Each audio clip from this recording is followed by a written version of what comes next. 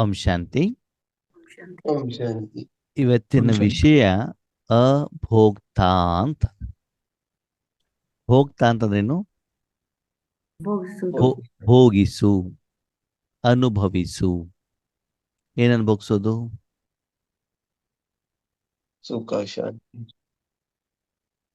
ನಾವು ಮಾಡಿರುವಂತ ಕರ್ಮದ ಫಲವನ್ನ ನಾನು ಭೋಗಿಸಬೇಕು. ಹೌದಾ? ಎರಡನೇದು, ನಾನು ಪ್ರಪಂಚದಲ್ಲಿದ್ದಾಗ ಪ್ರಪಂಚದಲ್ಲಿ ಯಾವ ವಸ್ತುಗಳಿದಾವೆ, ಗಾಳಿ, ನೀರು, ವಸ್ತುಗಳು, ಶಬ್ದ, ಆಮೇಲೆ ವಾಸನೆ, ನೋವು, ಅಥವಾ ಯಾವುದೊಂದು ವಸ್ತುವಿನಲ್ಲಿರುವಂಥ ಗುಣಗಳು, ಉಪ್ಪು, ಹುಳಿ, ಖಾರ, ರುಚಿ ಏನೇ ಇರಲಿ, ಅದರ ಜೊತೆಗೆ ಆತ್ಮ ಕರ್ಮೇಂದ್ರಿಯಗಳ ಮೂಲಕ ಕನೆಕ್ಟ್ ಆಗಿ ಅದರಲ್ಲಿರುವಂಥ ಗುಣಲಕ್ಷಣಗಳನ್ನು ಆತ್ಮ ಏನ್ ಮಾಡ್ತದೆ? ಭೋಗಿಸುತ್ತೆ. ಹೌದಾ? ನೀವು ರಾವಣನ ಕಡೆ ಮನಸ್ಸನ್ನ ಇಟ್ರಿ, ರಾವಣನಲ್ಲಿ ಏನಿದೆ? ವಿಕಾರ ಇದೆ. ಅದನ್ನ ನಾವೇನ್ ಮಾಡ್ತೀವಿ? ಭೋಗಿಸು, ಸೇವಿಸು, ಅನುಭವಿಸು ಅಂತ ಅರ್ಥ ಅಲ್ವಾ? ಅದನ್ನ ಯಾರು ಅನುಭವಿಸ್ತಾರೆ? ಆತ್ಮ ಶರೀರ ಹೇಳುವಂತ ಸಾಧನವನ್ನ ತೆಗೆದುಕೊಂಡಾಗ ಮಾತ್ರ ಅದು ಅನುಭವ ಮಾಡ್ಲಿಕ್ಕೆ ಆಗ್ತದೆ. ಹೌದಾ? ಆತ್ಮ ಪರಮಧಾಮದಲ್ಲಿದ್ದಾಗ ಪರಮಧಾಮದಲ್ಲಿ ಶಾಂತಿ, ಸುಖ, ಸಂತೋಷ, ಆನಂದ, ನೆಮ್ಮದಿ ಇದೆಯೋ ಇಲ್ವೋ? ಇದೆ. ಪರಮಧಾಮದಲ್ಲಿ ಆತ್ಮನ ಸಹೋದರ ಆತ್ಮಗಳು ಇದ್ದಾರೋ ಇಲ್ವೋ? ಅದು ಆತ್ಮನ ಮನೆ ಹೌದೋ ಅಲ್ವೋ? ಅಲ್ಲಿ ಆತ್ಮನ ಅಪ್ಪ ಇದ್ದಾರೋ ಇಲ್ವೋ? ಆ ಅಪ್ಪನ ಹತ್ರ ಆಸ್ತಿ ಇದೆಯೋ ಇಲ್ವೋ? ಅದೆಲ್ಲ ಇದ್ಮೇಲೆ ಆತ್ಮ ಅನುಭವಿಸುತ್ತಾ? ಯಾಕೆ? ಶರೀರ ರೂಪಿ ಸಾಧನ ಇಲ್ಲ. ಓಕೆ, ಸರಿ. ಆತ್ಮ ಸ್ಥೂಲವತನಕ್ಕೆ ಬಂತು, ಶರೀರ ಪಡ್ಕೊಳ್ತು, ಪಾತ್ರ ಮಾಡ್ತು. ಓಕೆ, ಇಲ್ಲಿ ಅದನ್ನ ಎಲ್ಲವನ್ನು ಭೋಗಿಸ್ಬಿಡತ್ತಾ? ಇಲ್ಲ. ಚೈನೀಸ್ನವ್ರು ನೂಡಲ್ ತಿಂತಾರೆ, ನಾವು ನೋಡಿದೀವಿ, ಇನ್ನೊಂದು ಅನುಭವಿಸಿಲ್ಲ ಅಲ್ವಾ? ಎಷ್ಟೋ ಜನ ಏನಾದ್ರು ತಿಂತಾರೆ. ಪ್ರಪಂಚದ ಎಷ್ಟೋ ಜನ ಹಾವು ಕೂಡ ತಿನ್ನೋರು ಇದ್ದಾರೆ, ಹಸುವಿನ ಮಾಂಸ ತಿನ್ನೋರು ಇದ್ದಾರೆ. ನಮ್ಗೆ ಗೊತ್ತಾ? ಇಲ್ವಲ್ಲ. ನಿಮ್ಮಲ್ಲಿ ಯಾರು ಗೊತ್ತಿದೆ ಅಲ್ಲ, ನನಗೆ ಗೊತ್ತಿಲ್ಲ, ನನಗಂತೂ ಗೊತ್ತಿಲ್ಲ. ಗುಟ್ಕ ತಿಂತಾರೆ, ಸಿಗರೇಟ್ ಸೇರ್ತಾರೆ, ಎಲ್ಲವನ್ನೂ ಕೂಡ ನಾವೇನ್ ಮಾಡೋದಿಲ್ಲ, ಭೋಗಿಸೋದಿಲ್ಲ. ಸರಿ, ಭೋಗಿಸಬೇಕು ಅಂತಂದ್ರೆ ಮೊದಲನೇದಾಗಿ ಆತ್ಮ ಸ್ಥೂಲವತನಕ್ಕೆ ಬರಬೇಕು. ಹೌದಾ? ಧಾಮದಲ್ಲಿ ಬರಬೇಕು. ಹೌದಾ? ಶರೀರ ಪಡ್ಕೊಳ್ಬೇಕು. ಹೌದಾ? ಆಮೇಲೆ ಆ ವಸ್ತು, ವ್ಯಕ್ತಿ, ವಿಷಯ ಜೊತೆಗೆ ಜೋಡಣೆ ಆಗಬೇಕು. ಆವಾಗ ಅದರಲ್ಲಿ ಇರುವಂತ ಗುಣಲಕ್ಷಣಗಳನ್ನ ಆತ್ಮ ಏನ್ ಮಾಡ್ತದೆ? ಅನುಭವಿಸುತ್ತೆ. ಈಗ ಪ್ರಶ್ನೆ, ಮನುಷ್ಯಾತ್ಮರು ಎಲ್ಲರೂ ಕೂಡ ಭೋಗಿಗಳು ಹೌದು ಅಲ್ವೋ? ಹೌದು, ಸರಿ. ಪರಮಾತ್ಮನು ಕೂಡ ಈ ನಾಟಕದಲ್ಲಿ ಬರ್ತಾರೋ ಬರಲ್ವೋ? ಅವ್ರದ್ದು ಪಾತ್ರ ಇದೆಯೋ ಇಲ್ವೋ? ಅವ್ರು ಕರ್ಮ ಮಾಡ್ತಾರೋ ಮಾಡಲ್ವೋ? ಮಾಡ್ತಾರೋ ಮಾಡಲ್ವೋ?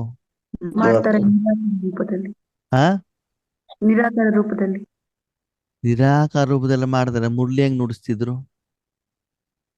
ಬ್ರಹ್ಮಬಾಬಾ ಅವರ ಮುಖಾಂತರ ನುಡಿಸೋದು ಯಾರು? ಶಿವಬಾಬಾ ತಾನೆ. ಶಬ್ದ ಹೊರಗಡೆ ಬರ್ತದೋ ಬರಲ್ವೋ? ಶಬ್ದ ಬರ್ತದೆ ಅಂತ ನಮ್ಮಲ್ಲಿ ಬಾಬಾ ಏನ್ ಹೇಳ್ತಾರೆ? ಮೊದ್ಲು ಬ್ರಹ್ಮಬಾಬರ ಶರೀರದಲ್ಲಿ ಬಂದ್ರು, ಇವತ್ತು ಕೂಡ ಗುಲ್ಜಾದಾದಿ ಶರೀರದಲ್ಲಿ ಬಾಬಾ ಮುರಳಿಯನ್ನು ನುಡಿಸಿದ್ದಾರೆ. ಶಬ್ದಗಳು ಬರ್ತು ಅಂತಂದ್ಮೇಲೆ ಅವರು ಧಾಮದಲ್ಲಿ ಬಂದಿದ್ದಾರೆ. ಹೌದಾ? ಕರ್ಮವನ್ನು ಮಾಡಿದ್ದಾರೆ. ಹೌದು, ಅವರ ಶರೀರ ಇಲ್ಲ, ಒಪ್ಕೊಳ್ಳೋಣ. ಅವರಿಗೆ ಅವರದೇ ಆದಂತ ಶರೀರ ಇಲ್ಲ. ಆದರೆ ಪರಕಾಯ ಪ್ರವೇಶವನ್ನ ಮಾಡ್ಬಿಟ್ಟು ಏನ್ ಮಾಡಿದಾರೆ? ಅವರು ಪಾತ್ರವನ್ನ ಮಾಡಿದಾರಲ್ವಾ? ಧರ್ಮಸ್ಥಾಪಕರು ಯಾರು ಬರ್ತಾರೆ? ಮೊದಲನೇ ಜನ್ಮದಲ್ಲಿ ಅವ್ರ ಶರೀರ ಇರೋದಿಲ್ಲ ಅಲ್ವಾ?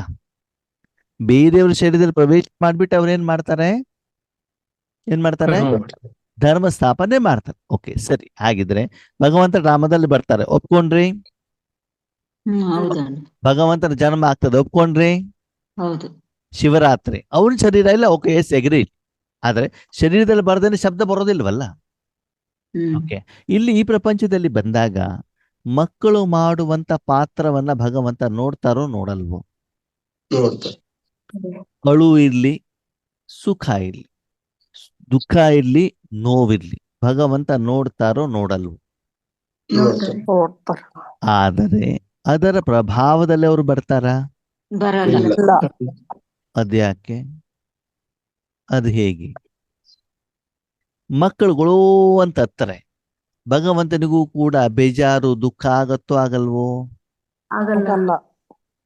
ನಿಮ್ಮ ಮಕ್ಕಳು ನಿಮ್ಮ ಎದುರುಗಡೆ ಹತ್ತದ್ರೆ ನಿಮ್ಗೆ ಅಯ್ಯೋ ಅಂತ ಕರಳು ಅನ್ನಲ್ತೋ ಹೇಳಲ್ವೋ? ಮತ್ತೆ ಅವ್ರಿಗೆ ಯಾಕೆ ಆಗೋದಿಲ್ಲ? ಅವ್ರು ನಿಮ್ಮ ಮಕ್ಕಳಲ್ವಾ? ಭಗವಂತ ಜ್ಞಾನ ಸಾಗರ. ಇರ್ಬೋದು. ಜ್ಞಾನ ಸಾಗರಕ್ಕೂ ಅಭೋಕ್ತಕ್ಕೂ ಏನು ಸಂಬಂಧ ಇಲ್ಲ, ಗೊತ್ತಿಲ್ಲ.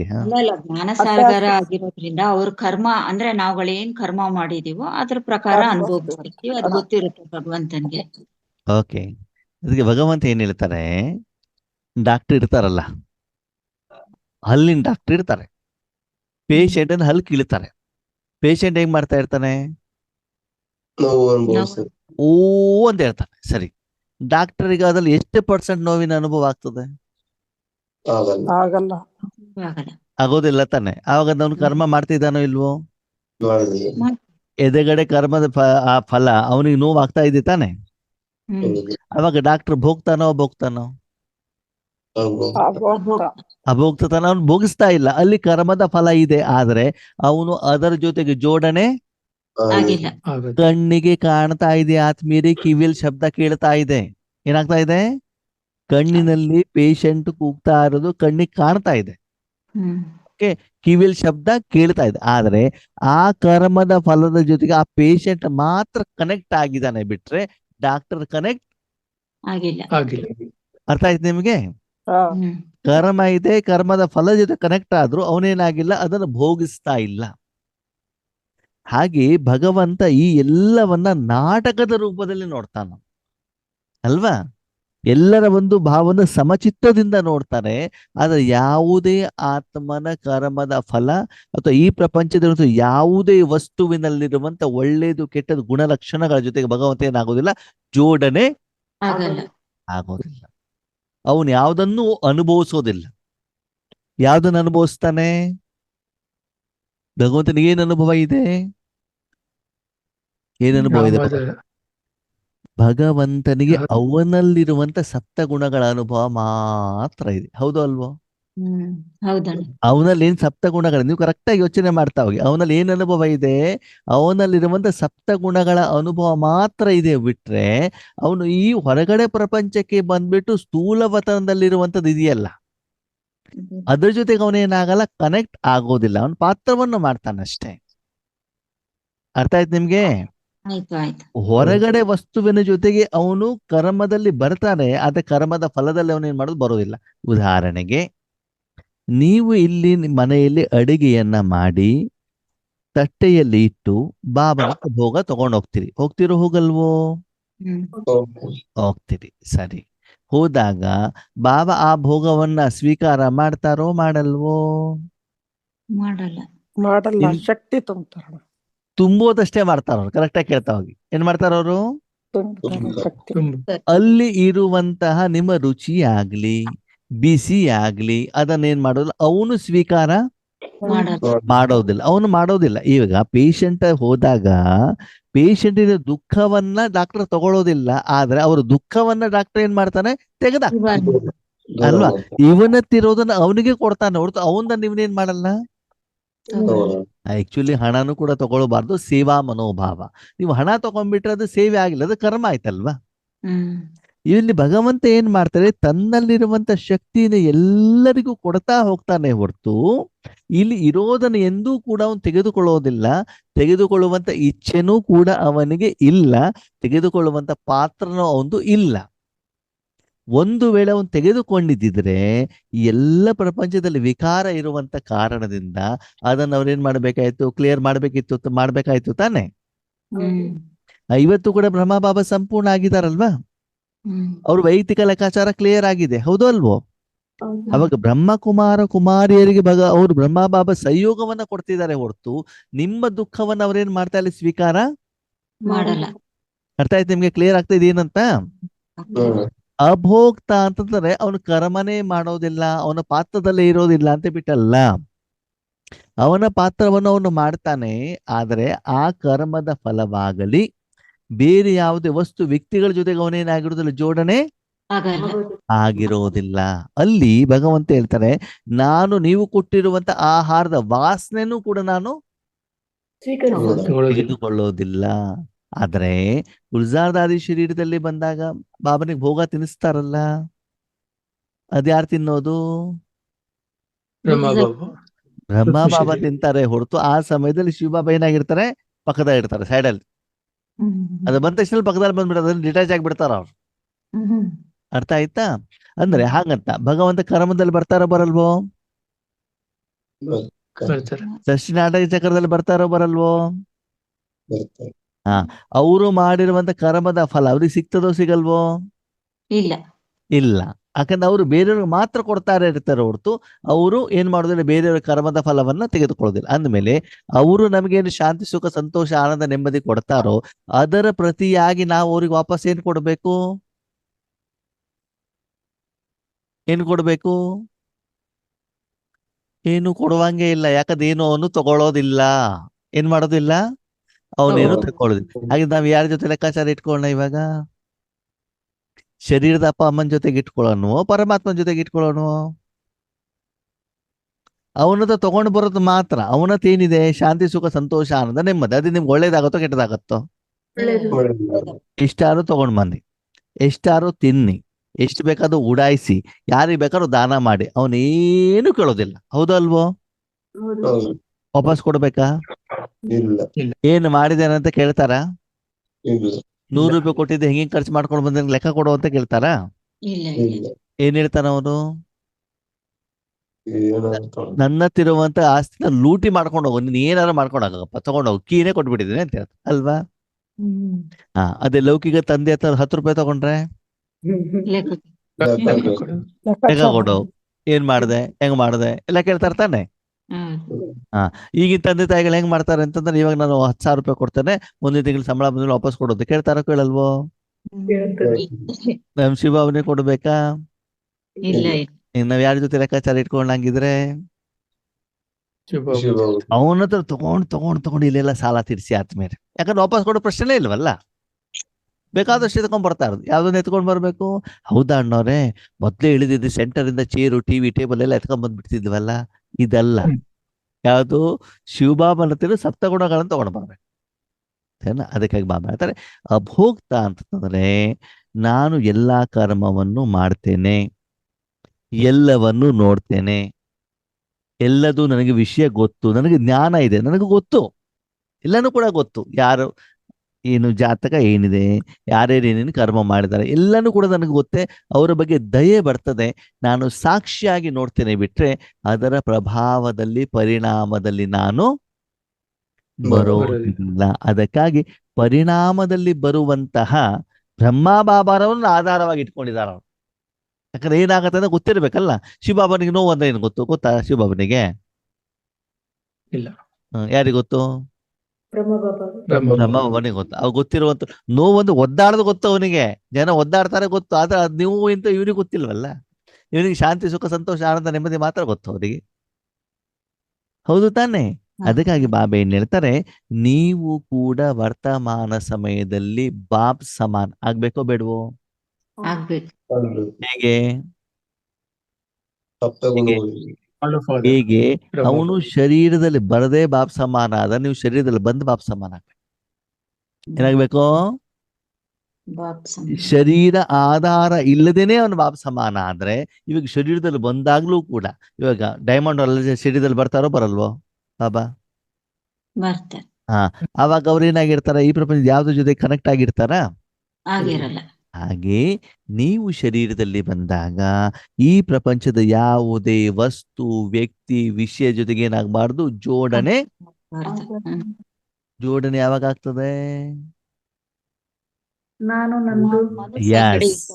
ನಾನು ನನ್ನದು ಅಂತಂದಾಗ ಜೋಡಣೆ ಆಗ್ತದೆ. ಹೌದಾ? ನನ್ನ ಮಕ್ಕಳು, ನನ್ನ ಮನೆ, ನನ್ನ ಬಂಗಾರ, ನನ್ನ ಸಂಸಾರ ಅಂದಾಗ ಜೋಡಣೆ ಆಗ್ತದೆ. ಹೌದು ಅಲ್ವೋ? ಪ್ರಪಂಚನೇ ಭಗವಂತಂದು, ಒಂದೇ ಮಾಲೀಕ, ಇರೋರೆಲ್ಲ ಮಕ್ಕಳು ನನ್ನವರೇ. ಆದ್ರೂ ಕೂಡ ನಾನು ಅವರ ದುಃಖದಲ್ಲಿ ಬರೋದಿಲ್ಲ, ಅವ್ರ ಸುಖದಲ್ಲೂ ಬರೋದು. ಸತ್ಯುಗತ ಈತಾಗಿದ್ದು ಸುಖದಿಂದ ಇರ್ತಾರ. ಆ ಬುಗ್ಸ್ಲಿಕ್ಕೆ ಹೋಗ್ತಾನ ಅವನು? ಇಲ್ಲ ಇಲ್ಲ. ಬಾಬಾನ ಮನೆ ಹೋಗ್ತೀರಾ, ಭಂಡಾರ ನಿಮ್ಗೆ ಅಲ್ಲಿ ಊಟ ಸಿಗ್ತದೆ, ಅವಾಗ ನೀವು ಚೆನ್ನಾಗಿ ತಿಂತೀರಿ. ಬಾಬಾ ಬಂದ್ಬಿಟ್ಟು ಜಿಲೇಬಿ ತಿಂತಾರಾ? ಇಲ್ಲ ಇಲ್ಲ ಇಲ್ಲ, ಯಾವ್ದನ್ನು ಭೋಗಿಸೋದಿಲ್ಲ. ಅದಕ್ಕಾಗಿ ಬಾಬಾ ಹೇಳ್ತಾರೆ, ಮಕ್ಕಳು ಯಾವ್ದನ್ನ ಭೋಗಿಸಿ ಅಂತಂದ್ರೆ ನಿನ್ನಲ್ಲಿರುವಂತ ಮೂಲವಾಗಿರುವಂತ ಸಪ್ತ ಗುಣಗಳನ್ನ ಮಾತ್ರ ಭೋಗಿಸುವಂತವನಾಗು. ಅಪ್ಪನ ಆಸ್ತಿಯನ್ನ ಮಾತ್ರ ಭೋಗಿಸುವಂತವನಾಗು. ಅಂದ್ರೆ ನಾವು ಬ್ರಹ್ಮ ಭೋಜನ ಮಾಡಿದಾಗ ನಮ್ಗೇನ್ ಇಷ್ಟ ಆಗ್ಬೇಕು? ಸಪ್ತ ಗುಣಗಳು ಮಾತ್ರ. ಈಶ್ವರಿ ಜ್ಞಾನ ಹೇಳ್ಬೇಕಾದ್ರೆ ನಿಮ್ಗೆ ಏನ್ ಇಷ್ಟ ಆಗ್ಬೇಕು? ಸಪ್ತ ಗುಣಗಳು ಮಾತ್ರ. ಈಶ್ವರಿ ಜ್ಞಾನ ಹೇಳ್ಬೇಕಾದ್ರೆ ಏನ್ ಇಷ್ಟ ಆಗ್ಬೇಕು? ಸಪ್ತ ಗುಣಗಳು ಮಾತ್ರ. ತಪಸ್ ಮಾಡ್ತಾ ಇರ್ಬೇಕಾದ್ರೆ ಏನ್ ಇಷ್ಟ ಆಗ್ಬೇಕು? ಎದುರುಗಡೆ ಅಣ್ಣವ್ರೇ ನಿಮ್ಮಿಂದ ತುಂಬಾ ಚೆನ್ನಾಗಾಯ್ತು ಅಂದಾಗ ಅದನ್ನ ಭೋಗಿಸ್ಬೇಕೋ ಭೋಗಿಸ್ಬಾರ್ದು? ಭೋಗಿಸ್ಬಾರ್ದು. ಬಾಯಿಗೆ ಬಂದಾಗ ಬೈತಾರೆ, ಭೋಗಿಸ್ಬೇಕೋ ಭೋಗಿಸ್ಬಾರ್ದು? ಅದನ್ನು ಭೋಗಿಸ್ಬಾರ್ದು. ಅರ್ಥ ಆಯ್ತು ನಿಮಗೆ? ಆಯ್ತು. ಅಭೋಕ್ತ ಅಂತಂದ್ರೆ ಸ್ಥೂಲ ಪ್ರಪಂಚದಲ್ಲಿರುವಂತಹ ವಸ್ತು, ವ್ಯಕ್ತಿ, ವಿಷಯ, ಮಾತು, ಸ್ಪರ್ಶ, ರುಚಿ, ವಾಸನೆ ಇದ್ಯಾವುದನ್ನು ಭೋಗಿಸಬೇಡ. ಯಾಕೆ? ಯಾಕೆ? ಅದರಲ್ಲಿ ವಿಕಾರ ಇದೆ. ಅದನ್ನ ನಮ್ಗೆ ಇವಾಗ ಕಲ್ಸ್ಕೊಡ್ತಾರೆ. ಯಾರು? ಭಗವಂತ. ನಮ್ಮಪ್ಪ. ಇವಾಗ ಕರೆಕ್ಟಾಗಿ ಕೇಳ್ತಾ ಹೋಗಿ. ಓಕೆ, ಮುಂದೆ ಅಡ್ವಾನ್ಸ್ ಪಾರ್ಟಿಯವರಾಗ್ಲಿ ಅಥವಾ ಶ್ರೀಕೃಷ್ಣನ ಜನ್ಮ ಆದ ತಕ್ಷಣದಲ್ಲಿ ಇಲ್ಲಿ ವಿನಾಶ ಆಗ್ತಾ ಇರ್ತದೋ, ವಿನಾಶ ಕಂಪ್ಲೀಟ್ ಮುಗಿದಿರುತ್ತೋ? ಆಗ್ತಾ ಇರ್ತದೆ. ಅವಾಗ ದುಃಖ ಎಲ್ಲ ಇರ್ತದೋ ಇರಲ್ವೋ? ಇರ್ತೈತಿ. ಆವಾಗ ಅಲ್ಲಿರುವಂತ ಆತ್ಮಗಳಿಗೆ ದುಃಖದ ಈರುಳ್ಳಿನ ಅನುಭವ ಆಗತ್ತೆ. ಹಾಕ್ತೀನಿ ಏನ್ ಹೇಳಿ? ಹೋಗೋಣ ಬೇಗ. ಅದಕ್ಕೆ ಬಾಬಾ ಹೇಳ್ತಾರೆ, ಮಕ್ಕಳೇ ಆ ಸಮಯದಲ್ಲಿ ಯಾವ ಆತ್ಮಗಳು ಬರ್ತಾರೋ ಅವ್ರು ಪವಿತ್ರ ಶರೀರ ಇರ್ತದೆ. ಹೌದೋ ಅಲ್ವೋ? ಹೌದು. ಹಾಗಂತ ಪ್ರಪಂಚ ಪವಿತ್ರವಾಗಿರತ್ತಾ? ಇಲ್ಲ ಆದ್ರೆ ಮಾನಸಿಕವಾಗಿ ಅವ್ರು ಹೆಂಗಿರ್ತಾರೆ ಅಂತಂದ್ರೆ ಅಪವಿತ್ರತೆಯನ್ನು ಅವ್ರು ಸ್ವೀಕಾರ ಮಾಡಲ್ಲ. ಮಾಡ್ತಾ ಇಲ್ಲ. ಅರ್ಥ ಆಯ್ತು ನಿಮ್ಗೆ ಹೇಗೆ ಅಂತ? ಆಯ್ತಣ್ಣ. ಈಗ ನೋಡಿ, ನಾವು ಬಾಬನ ಮನೆಗೆ ಹೋಗಿದ್ದೀವಿ, ಬಟ್ಟಿಗಂತ ಹೋಗಿದ್ದೀವಿ. ಅವಾಗ ಏನಾಗತ್ತೆ, ನಾವೆಲ್ಲ ಕೆಲಸ ಮಾಡಿದ್ರು ಕೂಡ ನಮ್ಗೆ ಭಯ, ಹೆದರಿಕೆ, ಟೆನ್ಷನ್ನು, ಚಿಂತೆ ಏನಾದ್ರು ಇರುತ್ತಾ? ಇಲ್ಲ. ಯಾಕೆ? ನಾವು ಅದ್ರ ಜೊತೆ ಕನೆಕ್ಟ್ ಆಗಿರೋದು. ಅದನ್ನು ಬಾಬಾ ನಮ್ಗೆ ಇವಾಗ ಕಲ್ಸ್ಕೊಡ್ತಾರೆ ಆತ್ಮೀಯರೇ. ಅಂದ್ರೆ ಮುಂದಿನ ದಿನಗಳಲ್ಲಿ ವಿಶ್ವದಾದ್ಯಂತ ಮನುಷ್ಯಾತ್ಮರು ಸಹಿತ ಪಂಚತತ್ವಗಳು ಹೈಯರ್ ಲೆವೆಲ್ ದುಃಖದಲ್ಲಿ ಇದ್ದಾಗಲೂ ಕೂಡ ಅದರ ಪ್ರಭಾವ ನಿಮ್ಮ ಮೇಲೆ ಮಾನಸಿಕವಾಗಿ ಬೀಳಬಾರದು. ಹಾಗಿದ್ರೆ ನೀವೇನ್ ಮಾಡ್ಬೇಕು? ಅವಾಗ ಏನ್ ಮಾಡ್ಬೇಕು? ಈಶ್ವರ ಜ್ಞಾನ ತಗೊಳ್ಳೋದು, ಬೇರೆಯವರಿಗೆ ಕೊಡೋದು. ಶಕ್ತಿಯನ್ನ, ಜ್ಞಾನ ಅಲ್ಲ, ಶಕ್ತಿಯನ್ನ ಅಲ್ವಾ? ಇಂಡಿಯಾ ಪಾಕಿಸ್ತಾನ ಯುದ್ಧ ನಡೀಲಿ, ನಮ್ದೇನ್ ಕೆಲಸ?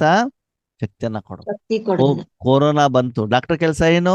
ಟ್ರೀಟ್ಮೆಂಟ್ ಕೊಟ್ಟಿದ್ದು, ದುಡ್ಡು ಮಾಡ್ಕೊಂಡಿದ್ದು, ಟ್ರೀಟ್ಮೆಂಟ್ ಕೊಟ್ಟಿದ್ದು, ದುಡ್ಡು ಮಾಡ್ಕೊಂಡಿದ್ದು, ಅದೇ ಕೆಲಸ. ಹೌದು ತಾನೆ? ಕೊರೋನಾ ಬಂದಿದ್ದು ಒಳ್ಳೇದಾಯ್ತೋ ಆಗಿಲ್ವೋ ಅವರಿಗೆ? ಆಯ್ತು. ಹಾಗಿದೆ. ನಿಮ್ಮ ಹತ್ರ ವಿನಾಶ ಆಗಿದ್ದು ಒಳ್ಳೇದಾಯ್ತೋ ಆಗಲ್ವೋ? ಆಯ್ತು. ಆವಾಗ ಆದಾಗ್ಲೇ ಅವ್ರು ನಿಮ್ಮ ಹತ್ರ ಬರ್ತಾರೆ. ಅದಾದಾಗ್ಲೇ ನಿಮ್ಮ ಹತ್ರ ಹುಡ್ಕೊಂಡ್ ಬರ್ತಾರೆ. ಅವ್ರಿಗೆ ಅವಾಗ ಏನ್ ಬೇಕು? ಶಕ್ತಿ ಕೊಡ್ಬೇಕು. ಶಾಂತಿ, ಸುಖ ಬೇಕು. ಅವಾಗ ನಿಮ್ಮ ಹತ್ರ ಬರ್ತಾರೆ. ಬಂದಾಗ ಕೊಡ್ಲಿಕ್ಕೆ ನಿಮ್ಮ ಹತ್ರ ಇರ್ಬೇಕಲ್ಲ. ಆ ಸಮಯದಲ್ಲಿ ನಿಮ್ಗೆ ಲಾಭನೋ ನಷ್ಟನೋ? ಲಾಭ. ವಿನಾಶದಿಂದ ನಿಮ್ಗೆ ಲಾಭನೋ ನಷ್ಟನೋ? ಲಾಭ. ಆವಾಗ ನಾವು ಅದ ಕಡೆ ಗಮನ ಕೊಡಬಾರ್ದಲ್ವಾ? ಯಾವ್ದ ಕಡೆಗೆ? ವಿನಾಶದ ಕಡೆ ಗಮನ. ವಿನಾಶ, ದುಃಖ, ಅದ್ರ ಕಡೆ ಗಮನ ಕೊಡಬಾರ್ದು ಅಂತಂದ್ರೆ ಆ ಮೊದಲು ನಿನ್ನ 63 ಜನ್ಮದ ಸಾಲವನ್ನ ನೀನೇನ್ ಮಾಡ್ಕೊಂಡಿರ್ಬೇಕು? ಅರ್ಥ ಆಗ್ತಿದೆಯಾ ಜ್ಞಾನ ಏನು ಅಂತ? ಹೌದು. ಈಗ ನೀನು 63 ಜನ್ಮದ ಲೆಕ್ಕಾಚಾರವನ್ನ ಜ್ಞಾನ ಹೇಳಿದ್ರೆ ಕ್ಲಿಯರ್ ಆಗೋದಿಲ್ಲ ಆತ್ಮೀಯರೇ. ತಪಸ್ಸು ಮಾಡಿದ್ರೆ ಕ್ಲಿಯರ್ ಆಗ್ಬೇಕು. ಭಗವಂತನ ಸಪ್ತ ಗುಣಗಳನ್ನ ತಗೊಂಡು ಇಲ್ಲಿ ಕೊಟ್ಟು ಕೊಟ್ಟು ಕೊಟ್ಟು ಕೊಟ್ಟು ನಿಮ್ ಏನ್ ಮಾಡ್ಬೇಕು? ಲೆಕ್ಕಾಚಾರವನ್ನ ಕ್ಲಿಯರ್ ಮಾಡ್ಕೊಂಡಾಗ ನಿಮ್ಗೆ ಅವಾಗ ಅನ್ಸ್ಬೇಕು, ಅಯ್ಯೋ ನನ್ನ ಮಕ್ಕಳು, ಅಯ್ಯೋ ನನ್ನ ಮೊಮ್ಮಕ್ಕಳು, ನನಗೆ ವಜ್ರದ ನೆಕ್ಲೆಸ್ ಬೇಕು ಅಂತ ಇಚ್ಛೆ ಇರಬೇಕು, ಇರಬಾರ್ದು? ಇರಬಾರ್ದು. ಇರಕೂಡದು. ಆ ಸಮಯದಲ್ಲಿ ಶರೀರ ನಿರ್ವಹಣೆಗೆ ಏನು ಕೊಡ್ತಾರೋ ಆತ್ಮೀಯರೇ, ಬೇಕಾದ್ರೆ ನಿಮ್ಗೆ AC-ನೇ ಕೊಡ್ಲಿ, ಫ್ಲೈಟ್ ಅಲ್ಲೇ ಓಡಾಡ್ಸ್ಲಿ, ನಿಮ್ಗೆ ಯಾವ್ದು ಇಷ್ಟ ಆಗ್ಬಾರ್ದು. ಏನ್ ಇಷ್ಟ ಆಗ್ಬೇಕು? ಭಗವಂತ ಜೊತೆ ಸುಖ ಅಲ್ವಾ? ಅದಕ್ಕೆ ಸೀತೆ ಉದಾಹರಣೆ ತೋರಿಸಿದ್ದಾನೆ. ಸೀತೆ ಜನಕರಾಜನ ಮಗಳು, ಐಶ್ವರ್ಯ ಇತ್ತು. ಆದ್ರೆ ರಾಮ ಮತ್ತು ಲಕ್ಷ್ಮಣ ಸಿಕ್ಕಿದಾಗ ಅವಳು ಏನ್ ಮಾಡ್ಬಿಟ್ಲು? ಅದನ್ನು ತ್ಯಾಗ ಮಾಡ್ಬಿಟ್ಲು ಅಲ್ವಾ? ಇವಾಗ ನಮ್ಗೆ ಯಾರು ಸಿಕ್ಕಿದ್ದಾರೆ? ರಾಮ ಸಿಕ್ಕಿದ್ದಾರೆ. ಆವಾಗ ಅವನಲ್ಲಿ ಮನಸ್ಸನ್ನು ಇಟ್ಬಿಟ್ಟು ನಾವು ಅದನ್ನು ಸಂಪಾದನೆ ತಗೊಂಡ್ಬಿಟ್ಟು ಬೇರೆಯವರು ಕೊಡುವಂತವರಾಗಬೇಕೇ ಹೊರತು ಈ ಪ್ರಪಂಚದಿಂದ ವಿಕಾರದಿಂದ ಸ್ಥೂಲವತನದಿಂದ ನನಗೇನು ಇಷ್ಟ ಇರಬಾರ್ದು. ನಾನಿಲ್ಲಿ ಇರಬೇಕು, ಅದನ್ನು ಅನುಭವಿಸಬಾರದು. ಅದಕ್ಕಾಗಿ ನೀವು ತೆಗೆದುಕೊಳ್ಳುವಂತ ಆಹಾರ ಯಾವ ಆಹಾರ? ಆತ್ಮಿಕ ಆಹಾರ. ಆತ್ಮಿಕ. ಮಾನಸಿಕ ಆಹಾರ, ಇಲ್ಲಿ ಶಾರೀರಿಕ ಆಹಾರ. ಪ್ರತಿ ಆಹಾರವನ್ನ ಶುದ್ಧ ಮಾಡಿ ತಗೊಳ್ಬೇಕು ಪರಮಾತ್ಮನ ಶಕ್ತಿಯಿಂದ, ಅಲ್ವಾ? ಯಾವುದೇ ಇರ್ಲಿ ಅದು ನಿಮ್ಮ ಬೆಳಗಿಂದ ಸಾಯಂಕಾಲದವರೆಗೂ ಒಂದು ಜೀವನ. ಅದಕ್ಕೆ ಅಮೃತ ವೇಳೆ ನಾವೇನ್ ಮಾಡ್ಬೇಕು? ಕ್ಲೀನ್ ಮಾಡ್ಬೇಕು. ಶರೀರವನ್ನ ಬೆಳಿಗ್ಗೆ ಕ್ಲೀನ್ ಮಾಡ್ತಿರ್ತಾನೆ, ಮನೆ ಕ್ಲೀನ್ ಮಾಡ್ತಿರ್ತಾನೆ, ಬೆಡ್ಶೀಟ್ ಕ್ಲೀನ್ ಮಾಡ್ತೀರಿ, ಬಟ್ಟೆ ಕ್ಲೀನ್ ಮಾಡ್ತೀರಿ, ಅಲ್ವಾ? ಎಲ್ಲ ಕ್ಲೀನ್ ಮಾಡ್ಬಿಡ್ತಾನೆ, ಧರಿಸ್ತೀರಿ. ಹಾಗೆ ಎಲ್ಲ ವಸ್ತುಗಳ ಮೇಲೆ ನೆಗೆಟಿವ್ ಎನರ್ಜಿ ಇರುವಂತ ಕಾರಣದಿಂದ ಅದನ್ನು ಕೂಡ ಯೋಗದಿಂದ ಕ್ಲೀನ್ ಮಾಡಿ ಆಮೇಲೆ ಏನ್ ಮಾಡ್ಬೇಕು? ಪರಮಾತ್ಮನ ಭೋಜನವನ್ನು ನಾವು ಸ್ವೀಕಾರ ಮಾಡಬೇಕು ಪ್ರಸಾದದ ರೂಪದಲ್ಲಿ. ಭೋಗವನ್ನು ನಾವು ತಗೊಂಡೋಗೋದು ಬಾಬನ ಹತ್ರ. ಯಾಕೆ ಅಂತಂದ್ರೆ ಭಗವಂತ ಅವನಲ್ಲಿರುವಂತ ಶಕ್ತಿಯನ್ನ ಅದರಲ್ಲಿ ಹಾಕ್ಬಿಟ್ಟು ಅಲ್ಲಿರುವಂತ ಆಹಾರವನ್ನ ಏನ್ ಮಾಡಿರ್ತಾರೆ? ಭಗವಂತ ಶುದ್ಧ ಮಾಡಿರ್ತಾರೆ. ಆವಾಗ ನಾವು ಅದನ್ನು ಸ್ವೀಕಾರ ಮಾಡಿದಾಗ ನಮ್ಗೇನಾಗ್ಬೇಕು? ಅಯ್ಯೋ, ಇವತ್ತಿನ ಗೋಬಿ ಮಂಚೂರಿ ಒಳ್ಳೆ ರುಚಿಯಾಗಿದೆಯಪ್ಪ ಅಂತ ಅನ್ಸ್ಬೇಕು, ಅನ್ಸಬಾರ್ದು? ಅನ್ಸ್ಬೇಕು, ಅನ್ಸಬಾರ್ದು? ಏನ್ ಅನ್ಸ್ಬೇಕು? ಮತ್ತೆ ಏನ್ ಅನ್ಸ್ಬೇಕು? ಸಪ್ತ ಗುಣಗಳ ಅನುಭವ ಆಗ್ಬೇಕು ನಿಮ್ಗೆ. ಯಾವ್ದು ಅನುಭವ ಆಗ್ಬೇಕು? ಸಪ್ತಗುಣ. ಪ್ರಪಂಚದಲ್ಲಿ ಇರುವಂತ ಉಪ್ಪು ಹುಳಿ ಖಾರ ಹೇಗಿದೆ ಅಂತ ಹೇಳ್ಬಿಟ್ಟಲ್ಲ, ಭಗವಂತ ಹಾಕಿರುವಂತ ಸಪ್ತ ಗುಣಗಳು ಎಷ್ಟಿದಾವೆ ಅದಲ್ಲಿ. ಅಮ್ಮ ಊಟ ಕೊಟ್ಟಾಗ ರುಚಿ ಇರ್ತದೋ, ಅಮ್ಮನ ಪ್ರೀತಿ ಇರ್ತದೋ? ಅಮ್ಮನ್ ಪ್ರೀತಿ, ದೇವರ ಪ್ರಸಾದದಲ್ಲಿ ರುಚಿ ಇರ್ತದೋ, ಆ ಒಂದು ಭಕ್ತಿಯ ಭಾವನೆ ಇರ್ತದೋ? ಭಕ್ತಿಯ ಭಾವ. ಅಲ್ವಾ? ಹೋಟೆಲಿಗೆ ಹೋದ ಮನೆಗೆ ಹೋಗಿದ್ರೆ ನಾವೇನ್ ಮಾಡ್ತೀವಿ? ಹಂಗಿಲ್ಲ ಹಿಂಗಿಲ್ಲ ಅಂತ ಬಿಟ್ಟೆಲ್ಲ ಹೇಳ್ತೀವಿ, ಅಲ್ವಾ? ಅದೇ ದೇವಸ್ಥಾನದಲ್ಲಿ ಒಬ್ಬರ ಕಾಲ ಮೇಲೆ ಒಬ್ರು ಕೂತ್ಕೊಂಡ್ಬಿಟ್ಟು ಏನ್ ಮಾಡ್ತೀವಿ? ಬಾಳೆಲೆ ಕ್ಲೀನ್ ಇಲ್ದಿದ್ದು ಕೂಡ ತಿನ್ಕೊಂಡು ಬರ್ತೀರಾ ಪ್ರಸಾದ ಅಂತ. ಹೌದು ಅಲ್ವೋ? ಹೌದು. ಯಾಕಂದ್ರೆ ಪ್ರಸಾದ ಹೇಳುವಂತದ್ದು ಮಾತ್ರ ಭಾವನೆ ಇರ್ತದೆ ಹೊರತು ನನಗೆ ಚೇರ್ ಕೊಡ್ಬೇಕು, ನನಗೆ ಟೇಬಲ್ ಕೊಡ್ಬೇಕು, ನನಗೆ ಮಾತಾಡ್ಸ್ಲಿಲ್ಲ, ನನಗೆ ಕೊಡ್ದಿಲ್ಲ, ಮನೆ ಬಾಗ್ಲಿಗೆ ಬಂದ್ಬಿಟ್ಟು ಇನ್ವಿಟೇಷನ್ ಕೊಟ್ಟಿಲ್ಲ ಅಂತ ಹೇಳ್ತೀವ ದೇವರ ಪ್ರಸಾದಕ್ಕೆ? ಇಲ್ಲ. ಇಲ್ಲ ತಾನೆ. ಅಲ್ಲಿ ಉದ್ದೇಶ ಏನು? ಪ್ರಸಾದ. ಹಾಗೆ ಮಾನಸಿಕವಾಗಿ ಆತ್ಮಕ ಶಾರೀರಿಕ ಎರಡಕ್ಕೂ ಕೂಡ ಪರಮಾತ್ಮನ ಪ್ರಸಾದವನ್ನ ನಾವು ಸ್ವೀಕಾರ ಮಾಡ್ಬೇಕು ಅಂತಂದ್ರೆ ಆ ಆಹಾರವನ್ನ ಭಗವಂತನ ಎದೆಗಡೆಗಿಟ್ಟು ನೈವೇದ್ಯ ಮಾಡಬೇಕು. ಏನ್ ಮಾಡ್ಬೇಕು? ನೈವೇದ್ಯ. ಯಾವ್ದನ್ನ? ಆಹಾರ, ಮನಸ್ಸು. ಹೂವನ್ನ ಭಗವಂತನ ಎದೆಗಡೆಗಿಟ್ಟಾಗ ಅದು ಪ್ರಸಾದ ಆಗತ್ತಾ?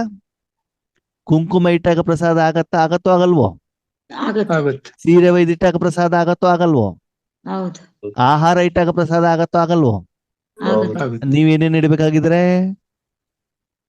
ಮನಸ್ಸು, ಬುದ್ಧಿ, ತನು, ಮನ, ಧನ, ಜನ, ಜೀವನ, ಸಮಯ, ಸಂಕಲ್ಪ, ಕರ್ಮ, ಕರ್ಮೇಂದ್ರಿಯ, ಕರ್ಮದ ಫಲ. ಶ್ವಾಸ ಎಲ್ಲ.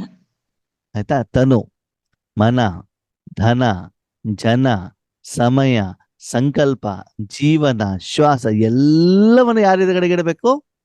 ಪರಮಾತ್ಮನೇ. ಎದುರುಗಡೆಗೆ ಇಟ್ಟು ಸಮರ್ಪಣೆ ಮಾಡಿ ಅದನ್ನು ಶುದ್ಧ ಮಾಡಿ ಸ್ವೀಕಾರ ಮಾಡಿದಾಗ ಆ ಕರ್ಮದ ಫಲ ನಿಮ್ಮ ಮೇಲೆ ಬೀಳೋದಿಲ್ಲ. ಆವಾಗ ಮುಂದಿನ ದಿನಗಳಲ್ಲಿ ಯಾರೇ ಹೊಗಳಿದ್ರು, ಯಾರೇ ತೆಗೆಳಿದ್ರು, ಯಾವುದೇ ಆಹಾರವನ್ನು ಸ್ವೀಕಾರ ಮಾಡಿದ್ರು ಅದರ ಪ್ರಭಾವ ನಿಮ್ಮ ಮೇಲೆ ಬೀಳಲ್ಲ.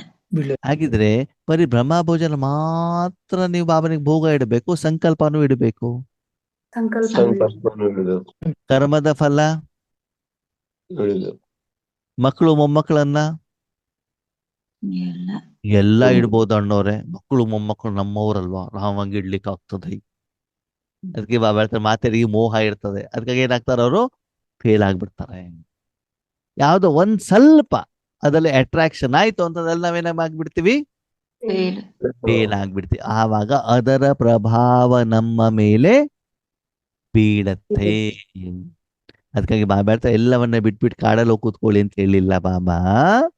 ಎಲ್ಲಾ ಕರ್ಮವನ್ನು ಮಾಡಿದ್ರು ಕೂಡ ಅದೆಲ್ಲವನ್ನ ಶುದ್ಧ ಮಾಡಿ ನೀವು ಸ್ವೀಕಾರ ಮಾಡಿದಾಗ, ತೆಗೆದುಕೊಂಡಾಗ ಅದರ ಪ್ರಭಾವ ನಿಮ್ಮ ಮೇಲೆ. ತರಕಾರಿ ತರ್ತೀರಾ, ಶುದ್ಧ ಮಾಡ್ತೀರಾ, ಚೆನ್ನಾಗಿ ಬೇಯಿಸ್ತೀರಾ, ಶರೀರ ಕೊಡ್ತೀರಾ, ಇನ್ನು ತೊಂದ್ರೆ ಇಲ್ವಲ್ಲ? ತೊಂದ್ರೆ ಯಾವಾಗ? ಶುದ್ಧ ಮಾಡದೇ ಇದ್ದಾಗ. ನೀರು ತಗೊಂಡ್ ಬರ್ತೀವಿ, ಬಿಸಿ ಮಾಡ್ಕೊಂಡು ಕುಡಿತೀವಿ, ಯಾಕೆ? ಆರೋಗ್ಯ ಚೆನ್ನಾಗಿ, ವೈರಸ್ ಬ್ಯಾಕ್ಟೀರಿಯಾ ಇರ್ತದೆ ಅಂತ ತಾನೆ. ಹಾಗೆ ಮಾನಸಿಕವಾಗಿ ಭಗವಂತನ ಶಕ್ತಿಯಿಂದ ಅದೆಲ್ಲವನ್ನು ನಾವು ಶುದ್ಧ ಮಾಡಬೇಕು. ಜೊತೆಗೆ ಪೂರ್ತಿ ವಿಶ್ವವನ್ನು ಕೂಡ ನೀವೇನ್ ಮಾಡ್ಬೇಕು? ಶುದ್ಧ ಮಾಡಿ. ನೀವ್ಯಾಕೆ ಮಾಡ್ಬೇಕು? ನಾವೇ ಕೆಡಿಸಿದ್ದೀವಿ.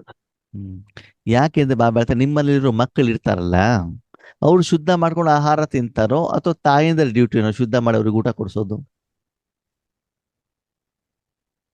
ಮಕ್ಕಳು ಶುದ್ಧವಾಗಿರ್ಲಿ ಕಾರಣ ಮಗುನೋ ಅವ್ರ ಅಮ್ಮನೋ? ಅವ್ರ ಅಮ್ಮನೇ. ಸ್ನಾನ ಮಾಡಿಸೋದು ಯಾರು? ಅಮ್ಮನೇ. ಸ್ವಚ್ಛ ಬಟ್ಟೆ ಹಾಕೋ ಯಾರು? ತಾಯಿ. ಮನೆ ಊಟ ಕೊಡೋದು ಯಾರು? ತಾಯಿ. ಅಂದ್ರೆ ನಿಮ್ಮ ಮಕ್ಕಳಿಗೆ ಮಾಡ್ಲಿಕ್ಕೆ ಆಗ್ತದೆ, ವಿಶ್ವಕ್ಕೆ ಮಾಡ್ಲಿಕ್ಕೆ ಆಗಲ್ವಾ? ಹೌದು, ಅವಾಗ ವಿಶ್ವವನ್ನು ಕೂಡ ಶುದ್ಧ ಯಾರು ಮಾಡ್ಬೇಕು? ನಾವೇ ಮಾಡ್ಬೇಕು. ಸೂರ್ಯನು ಕೂಡ ಶುದ್ಧ ಮಾಡ್ತಿದ್ದಾನಲ್ವಾ? ಹೌದು, ಹೌದು. ಅವಾಗ ಜ್ಞಾನ ಸೂರ್ಯದಿಂದ ವಿಶ್ವವನ್ನು ಕೂಡ ನೀವೇನ್ ಮಾಡ್ಬೇಕು? ಅದನ್ನೇ ಬಾಬಾ ಇವತ್ತೇನ ಮೊದಲು ಹೇಳಿದ್ರು, ಸ್ವರ್ಗ. ನಿಮ್ಮ ಮನೆ ಕ್ಲೀನ್ ಆಗಿರ್ಬೇಕು ಅಂತ ಇಷ್ಟಪಡ್ತಿರ್ತಾನೆ. ಹೌದು. ಹಾಗೆ ವಿಶ್ವವನ್ನು ನೀವು ಕ್ಲೀನ್ ಮಾಡಿದಾಗ ವಿಶ್ವದ ಮಹಾರಾಜನಾಗ್ತೀರಾ ನೀನು. ಅಭೋಕ್ತ ಅಂತಂದ್ರೆ ಆತ್ಮೇಲೆ ಪ್ರಪಂಚದ ಯಾವುದೇ ಸುಖ ನಿಮ್ಗೆ ಬೇಕು ಅಂತ ಅನ್ಸಬಾರ್ದು. ಭಗವಂತನ ಶಕ್ತಿ ಕೊಡಬೇಕು ಅಂತ ಅನ್ಸ್ಬೇಕು. ಕೊಡೋ ದೇವತಾ. ಅದು ಬಿಟ್ಟು ವೈಷ್ಣವ ದೇವಿ ನೋಡ್ಬೇಕು, ದುಬೈ ನೋಡ್ಬೇಕು, ಅದನ್ನ ಮಾಡ್ಕೊಂಡು ತಿನ್ಬೇಕು, ಇದನ್ನ ಯಾವುದೇ ಇಚ್ಛೆ ಬೇಡ. ಸಮಯದ ಅನುಸಾರ ಯಾವ ಡ್ರೆಸ್ ಕೊಟ್ಟಿದಾರ ಆರಾಮ ಖುಷಿಯಿಂದ ಹಾಕೊಳ್ಳಿ.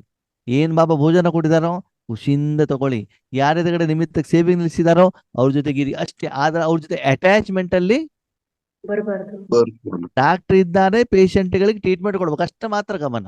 ವಿಶ್ವ ಪರಿವರ್ತನೆ ಮಾಡೋದ್ರ ಬಗ್ಗೆ ಮಾತ್ರ ಗಮನ ಹೊಡ್ತೇವೆ. ಕರ್ಮದ ಫಲದ ಬಗ್ಗೂ ನಾವು ಯೋಚನೆ ಮಾಡದಿದ್ದಾಗ ಆವಾಗ ನಾವು ತಂದೆಯ ಹಾಗೇನಾಗ್ತೀವಿ? ಅಭೋಕ್ತ. ಅಂತಂದ್ರೆ ಪ್ರಪಂಚದ ಯಾವುದೇ ರೀತಿಯ ವಿಕಾರಕ್ಕೆ ಸಂಬಂಧಪಟ್ಟಂತಹ ವಿಷಯಗಳನ್ನ, ವಸ್ತುವನ್ನ ಭೋಗಿಸೋದು ನಮಗೆ ಬರಬಾರದು ಅಂತ ನಾವೇನ್ ಮಾಡ್ಬೇಕು? ನಮ್ಗೇನು ಸಿಕ್ಕಿದೆಯೋ ಅದು ಯಾರಿಂದ ಸಿಕ್ಕಿದೆ? ಪರಮಾತ್ಮನಿಂದ ಸಿಕ್ಕಿದೆ. ಅದಕ್ಕೆ ಬಾಬಾ ಹೇಳ್ತಾರೆ, ಮಕ್ಕಳೇ ವರ್ತಮಾನ ಸಮಯದಲ್ಲಿ ನೀವ್ಯಾರು?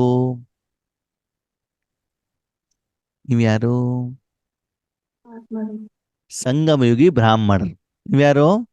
ಸಂಗಮಯುಗಿ ಬ್ರಾಹ್ಮಣರು. ಸರಿ, ಬ್ರಾಹ್ಮಣ ಊಟ ಮಾಡ್ತಾನೋ ಮಾಡಲ್ವೋ? ಮಾಡ್ತಾರೆ. ಯಾವ್ದ್ರಿಂದ? ಶರೀರ ಆ? ಕರ್ಮಿಕ. ಭಕ್ತರು ತಂದು ಕೊಟ್ಟಿರುವಂತ ಅಕ್ಕಿ ಬೇಳೆಯಿಂದ. ಹೌದಲ್ವೋ? ಹೌದು. ಭಕ್ತರ ಸೇವೆ ಮಾಡಿದ್ಮೇಲೆ ಏನು ಧನ ಬರ್ತದೆ ದಕ್ಷಿಣ, ಆ ಹಣದಿಂದ ಐಟಮ್ ಅನ್ನ ತಂದ್ಬಿಟ್ಟು ತಿಂತಾನೆ. ಹಾಗಿದ್ರೆ ಅದು ಅವಂದು ಅಥವಾ ಅದು ಭಗವಂತಂದು? ಭಗವಂತ. ಅವನು ಹಾಕೊಳ್ಳುವಂತ ಬಟ್ಟೆ ಭಗವಂತ. ಅಂದ್ರೆ ಅವನೇನು ಕೆಲಸ ಮಾಡ್ತಾನೆ, ಯಾರಿಗೋಸ್ಕರ ಮಾಡ್ತಿರ್ತಾನೆ? ಭಗವಂತನ ಕಾರ್ಯ ಮಾಡ್ತಿರ್ತಾನೆ. ಅದರಿಂದ ಬಂದಿರುವಂತ ಫಲದಿಂದ ಅವನೇನ್ ಮಾಡ್ತಾನೆ? ಜೀವನ ಮಾಡಿ. ಜೀವನ ನಡೆಸ. ಹಾಗೆ ಆದ್ಮೇಲೆ ನಿಮ್ಮ ಮನಸ್ಸನ್ನ ಮಾತ್ರ ಪರಿವರ್ತನೆ ಮಾಡ್ಕೊಳ್ಳಿ. ಏನ್ ಮಾಡ್ಕೊಳ್ಳಿ? ಮನಸ್ಸನ್ನು. ಇವತ್ತು ಹಣ ಬರ್ತಾ ಇದೆ, ಯಾಕೆ ಬರ್ತಾ ಇದೆ? ಪರಮಾತ್ಮ ಕೊಡ್ತಿದ್ದಾರೆ. ಪರಮಾತ್ಮ ಕೊಡ್ತಿದ್ದಾರೆ ಅಂತಂದ ಮೇಲೆ ನಾನು ಪರಮಾತ್ಮನ ಕಾರ್ಯ ಮಾಡ್ಬೇಕಲ್ವಾ? ಹೌದು, ಹೌದು. Okay, ಈಗ ಯೋಗೇಶ್ ಅಣ್ಣ ಯಾರು ಕಾರ್ಯ ಮಾಡ್ತಿದ್ದಾರೆ? ಪರಮಾತ್ಮ. ಪರಮಾತ್ಮನ ಕಾರ್ಯ. ಈಗ ಯೋಗೇಶ್ ಅಣ್ಣನಿಗೆ ಧನ ಬರ್ತದೆ. ಯಾವ ಕಾರಣಕ್ಕೆ ಬರ್ತದೆ? ವ್ಯಾಪಾರ ಮಾಡಿದಕ್ಕೆ ಬರ್ತದೆ, ತರಕಾರಿ ಮಾರಿದಕ್ಕೆ ಬರುತ್ತಾ? ಭಗವಂತನ ಸೇವೆ. ಹೌಲ್ವಾ? ಆ ಭಗವಂತನ ಸೇವೆ ಹಣ ಯಾರ್ದು? ಭಗವಂತ. ಭಗವಂತ. ಅಲ್ವಾ? ನನಗೆ ಬಟ್ಟೆ ಸಿಗ್ತದೆ, ಯಾರು ಕೊಡೋದು? ಈಶ್ವರಿ ಸೇವೆ ಮಾಡಿದಕ್ಕೆ ತಾನೇ ಸಿಗ್ತದೆ. ಹೌದು. ಕಂಪ್ಯೂಟರ್ ಬರ್ತದೆ, ಕಾರ್ ಬರ್ತದೆ, ಪ್ರತಿಯೊಂದು ಬರ್ತದೆ, ಈಶ್ವರಿಯ ಕಾರ್ಯಕ್ಕೆ ಬರ್ತದೆ. ಅಂದಮೇಲೆ ಭಗವಂತ ಕೊಟ್ಟಿರೋದು ನಾನು ಸ್ವೀಕಾರ ಮಾಡ್ತಿದ್ದೇನೆ ಹೊರತು ಪ್ರಪಂಚ ಕೊಟ್ಟಿದ್ದಲ್ವಲ್ಲ. ಹೌದು. ಹಾಗೆ ನಮ್ಮ ಜೀವನದಲ್ಲಿ ಏನು ಬರ್ತಾ ಇದೆ, ಯಾರು ಬರ್ತಾ ಇದಾರೆ ಅವರು ಭಗವಂತ ಕಳಿಸ್ತಾ ಇದ್ದಾರೆ. ನೀವು ಒಂದನ್ನು ಕೊಡಬೇಕು, ಅದರಿಂದ ಜೀವನವನ್ನು ಮಾಡ್ಬೇಕು. ಅದಕ್ಕೆ ಬಾಬಾ ಹೇಳ್ತಾನೆ, ಮೈ ಆತ್ಮ ಮೇರಾ ಶಿವ ಬಾಬಾ. ಅಷ್ಟೇ ಮೊನ್ನೆ ಹೇಳಿದ ತಾನೆ ಮುರ್ಲಿಯಲ್ಲಿ ಬಾಬಾ. ನಿಮಗೇನು ಸಿಗ್ತದೆ ಅದನ್ನ ಯಾರು ಕೊಟ್ಟಿರೋದು ನಿಮ್ಗೆ? ಪರಮಾತ್ಮ ಕೊಟ್ಟ. ಗೃಹಸ್ಥಾಶ್ರಮದಲ್ಲಿರಿ, ಮನೆ ಬಿಟ್ಟು ಹೋಗಿ ಅಂತ ಎಲ್ಲೂ ಬಾಬಾ ಹೇಳಲಿಲ್ಲ.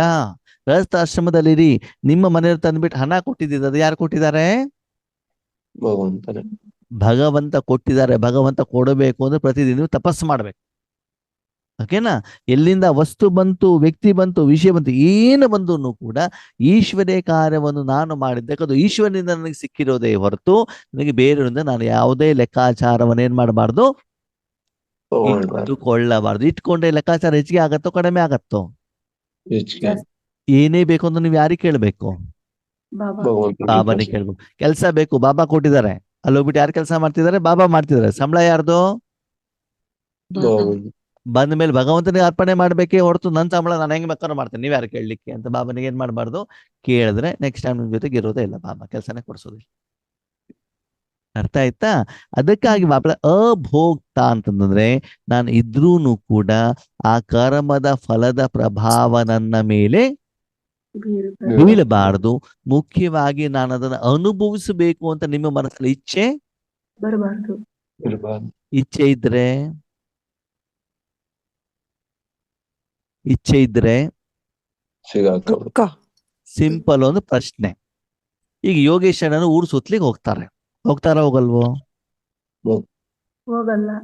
ಊರ್ ಹೋಗಲ್ಲ. ಸುತ್ತಕ್ ಹೋಗಲ್ಲ, ಭಗವಂತ ಜ್ಞಾನ ಕೊಡಕ್ ಹೋಗ್ತಾರ. ಈಶ್ವರಿ ಸೇವೆಗೆ ನಾನು ಹೋಗ್ತೇನೆ, ಹೌದಾ? ಹೌದು. ಈಶ್ವರಿ ಸೇವೆಗೆ ಮಾತ್ರ ನಾನು ಹೋಗ್ದಾಗ ಅದು ಭೋಗ್ತಾ ಹೌದೋ ಅಲ್ವೋ? ಈಶ್ವರೀಯ ಸೇವೆಗೆ ನಾನು ಹೋಗ್ಬಿಟ್ಟು ಅಲ್ಲಿ ಕ್ಲಾಸ್ ಮಾತ್ರ ಮಾಡ್ತೇನೆ ಹೊರತು ದೇವಸ್ಥಾನ ನೋಡ್ಲಿಕ್ಕೆ, ದರ್ಶನ ಮಾಡ್ಲಿಕ್ಕೆ, ಪಿಕ್ನಿಕ್ಕಿಗೆ, ಗೋಬಿ ಮಂಚೂರಿ ನಾನು ಹೋಗೋದಿಲ್ಲ.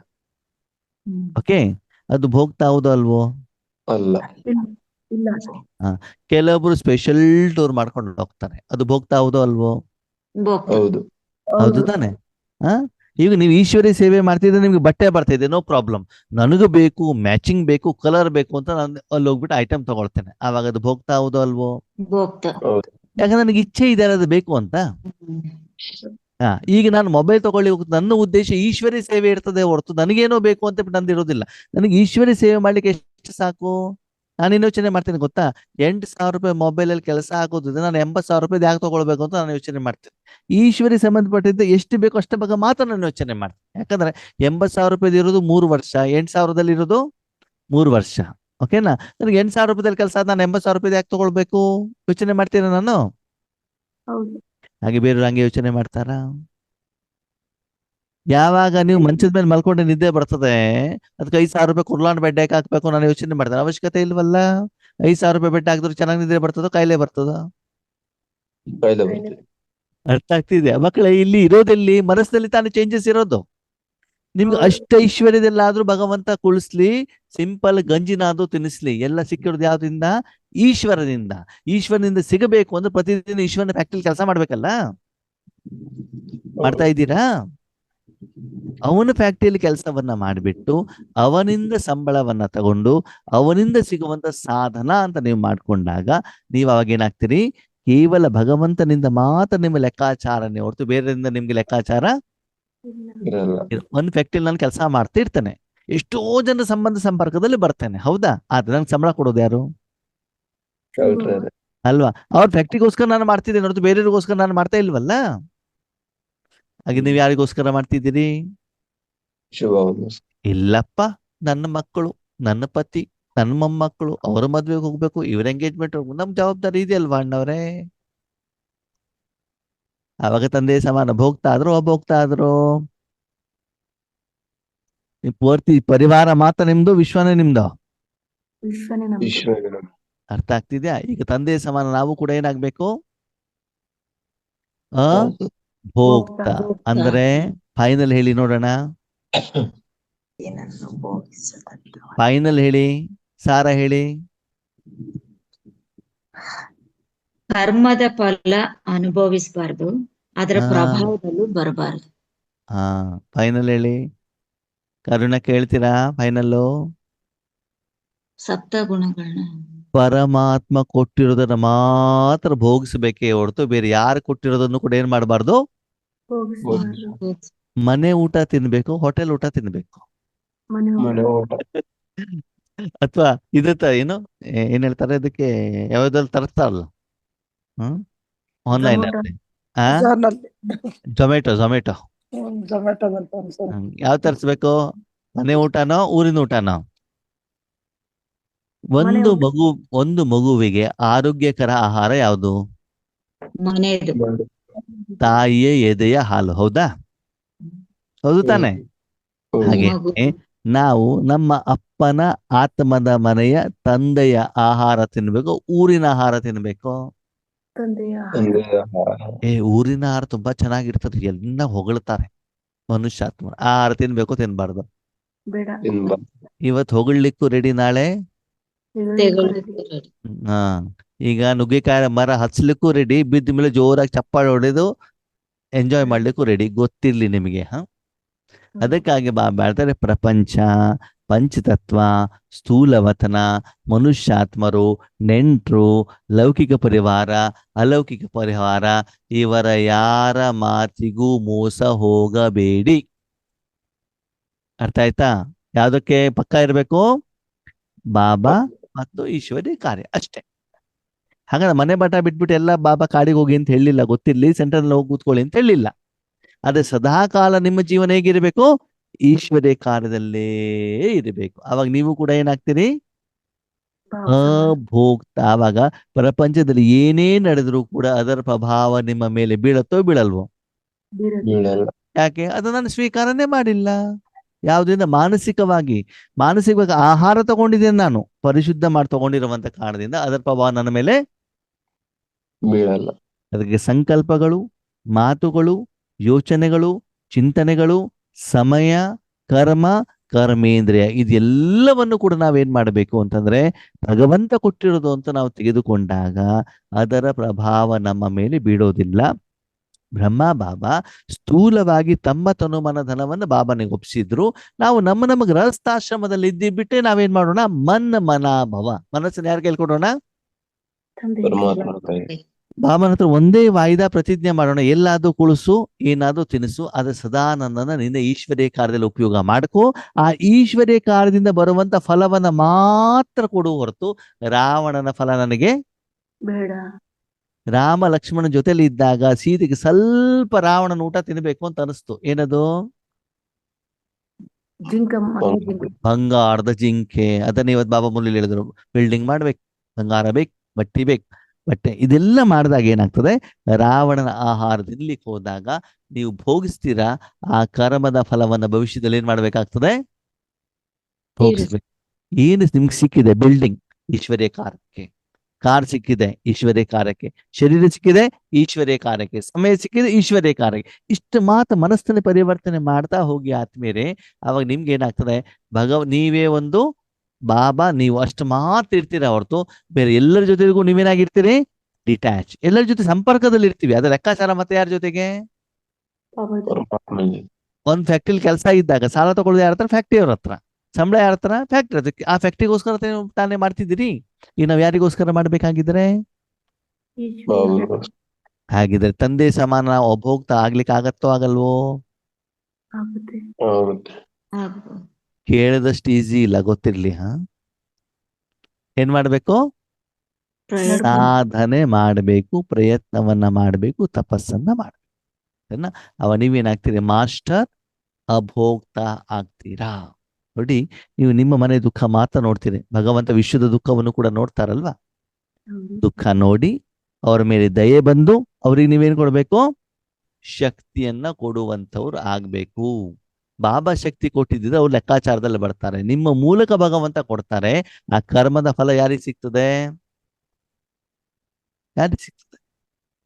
ನಿಮ್ಗೆ ತಾನೇ ಸಿಗ್ತದೆ. ಭಗವಂತ ಶಕ್ತಿಯನ್ನ ಕೊಡ್ತಾರೆ. ಶಕ್ತಿ ಯಾರ್ದು? ಭಗವಂತಂದು. ಫಲ ಯಾರಿಗೆ ಸಿಗ್ತದೆ? ನಮ್ಗೆ ಸಿಗ್ತದೆ. ಆ ಫಲ ಒಳ್ಳೇದೋ ಕೆಟ್ಟದ್ದು? ನಾವು ಅದನ್ನ ಹೆಚ್ಚಿಗೆ ಮಾಡ್ಬೇಕಲ್ವಾ? ಓಕೆ, ಅಚ್ಚಾ. ಓಂ ಶಾಂತಿ.